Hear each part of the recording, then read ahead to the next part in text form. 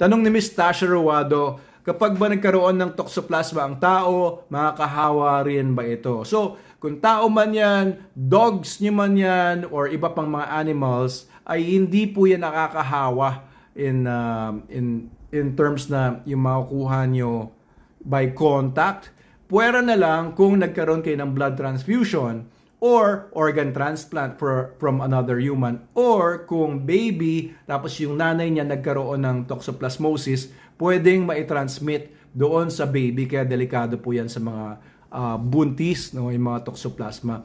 Tanging ang mga pusa lang po, mga tigers, lions at iba pang mga wild felids or mga felines, sila lang po yung naglalabas ng Toxoplasma gondii oocytes or eggs sa kanilang poops, kasi sila lang ang definitive host. Kaya delikado po kung may mga pusa sa paligid tapos buntis po kayo at kayo yung pa yung tigalinis ng litter box niya, kasi yung poop pwedeng makontaminate din yung mga paa ng pusa ninyo, maikalat niya sa buong bahay. So it's a very big concern. Iwas po kayo sa mga cats kung kayo ay buntis or immunocompromised.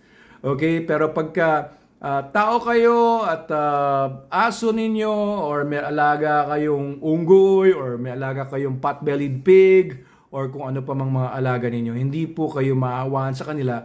Puwera na lang kung kainin ninyo yung karne nila nang hindi nyo niluto.